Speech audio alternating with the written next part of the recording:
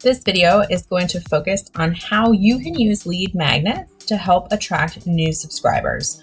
We'll be looking at 4 lead magnet types, and you'll be seeing an example of each one to help cement the idea for you so that you are able to come away from this video and apply these lead magnet ideas. The goal of today's video is to share how you can use lead magnets to attract new subscribers. So first we'll look at what a lead magnet is. Then I'll go over 4 different lead magnet types that you could try out today.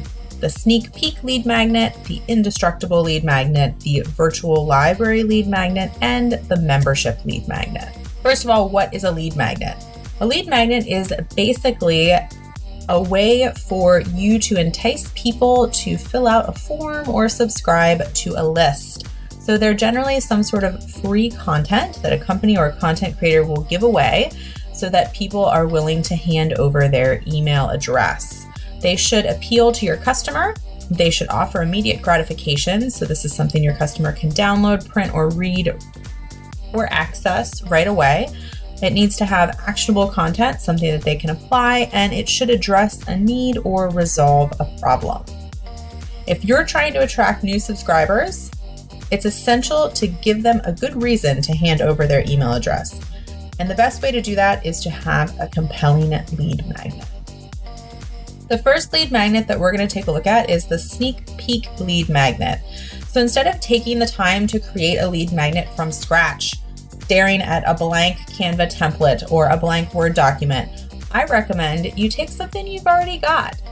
For example, a book or a report, and carving out just a little snippet to give away for free. This is the sneak peek of your content. For example, maybe you publish coloring books. You could choose 3 really great pages and give them away as a free coloring pack. If you sell educational printables, you could give away a mini set of flashcards. The idea is to give something to customers that they want so that they'll give you their email address and to prove the worth of your content. So you want to pick something that's going to make the user go, ooh, I want to read the whole book, or ooh, I want to color all the coloring pages. One example of this is the Old Farmer's Almanac. It is actually the oldest continuously published magazine in North America. They build their subscriber list by giving out a little tidbit, a free garden planner if you are willing to subscribe.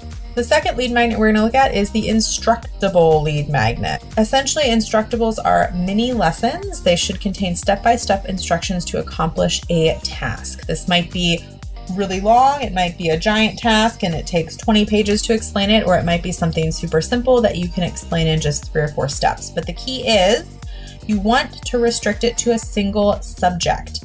Then you offer your subscribers more detail, so a longer, more detailed version, maybe with screenshots or other types of images or videos, if they decide that they're going to purchase the full product. One example of this one is goodguitarist.com. So you can see they've got an ebook that's focused on strumming and rhythm guitar. If you click there to give your email address to sign up for their list, you'll get the ebook.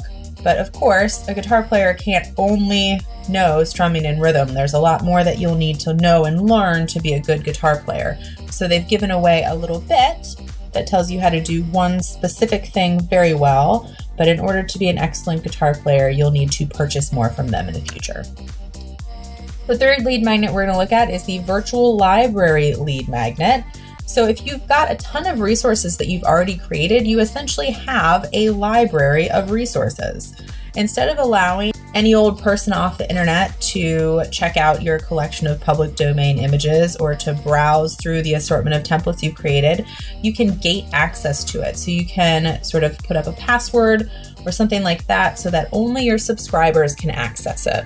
NeilPatel.com has a good example of this one. So he's got a ton of different templates in his audience research workbook. And by subscribing to his list, you will have access to that. And the fourth and last type of lead magnet we're going to take a look at is the membership lead magnet. So sometimes the most valuable thing you can give away is access to you and your follower. The membership lead magnet is essentially private group on Facebook or Slack, LinkedIn, Reddit, any of those types of places where you and the members of your community can interact. You'll see these frequently I see them on Facebook all the time, on Reddit. They're private groups that people belong to so they can discuss a certain type of content.